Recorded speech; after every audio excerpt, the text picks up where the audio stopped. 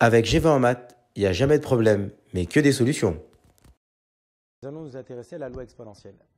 Donc nous allons voir ici la définition d'une loi exponentielle, comment on calcule des probabilités à l'aide d'une loi exponentielle, et enfin, comment on détermine son espérance. Donc ici,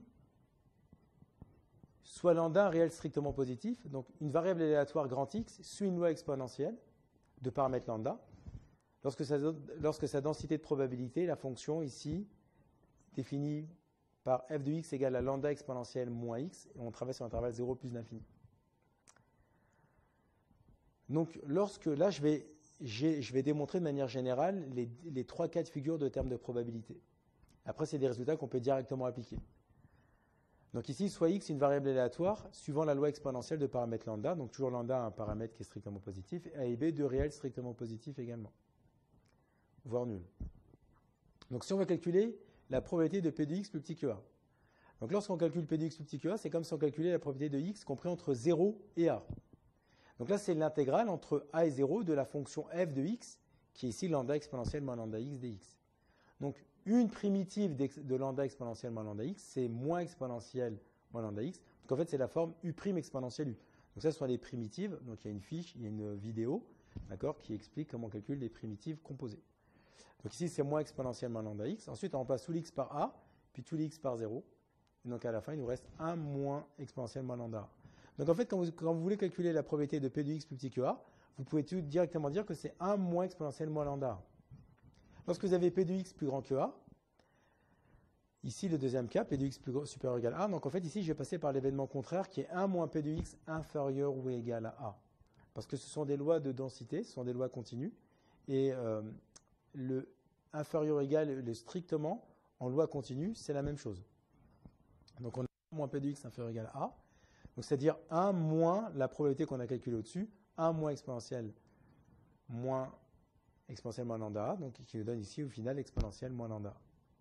Et donc lorsqu'on veut calculer p de x compris entre a et b, donc là c'est l'intégrale entre a et b de lambda exponentielle moins lambda x, donc la primitive moins exponentielle moins lambda x entre b et a, ce qui nous donne ici exponentielle moins lambda a moins exponentielle moins lambda b. Donc maintenant, on va faire sur un petit exercice ensemble. Donc ici, on considère un composant électronique dont la durée de vie est notée grand T en années, suit une loi exponentielle de paramètre lambda égale à 0,08.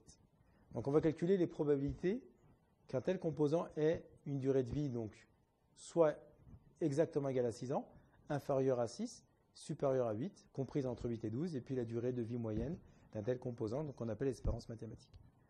Et donc pour calculer P de T, ici c'est P de T égale à 6. Donc P de T égale à 6.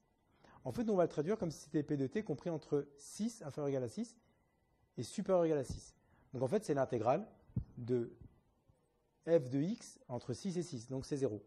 Donc c'est ce que j'expliquais tout à l'heure, c'est que les lois continues, lorsque vous calculez une probabilité égale à une valeur finie, donc P de T égale à A, vous donnera forcément 0 avec les lois continues.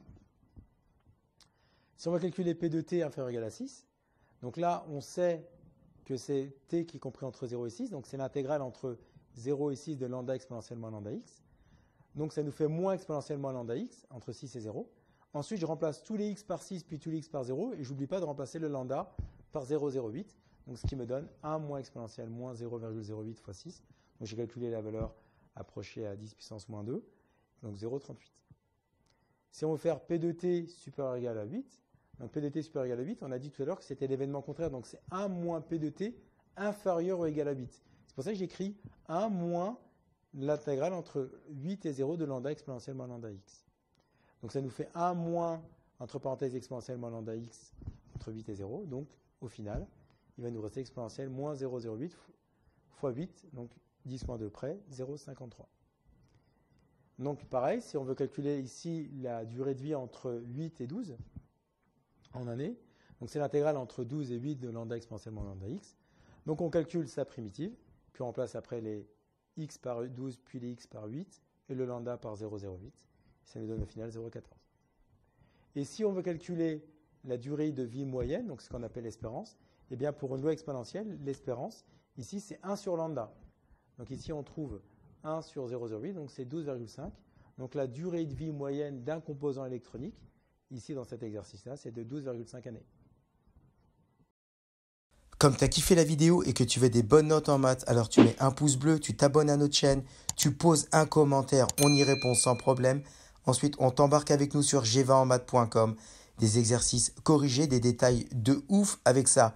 Plus d'excuses pour pas avoir de bonnes notes en maths. Et bien sûr, rendez-vous sur nos réseaux sociaux.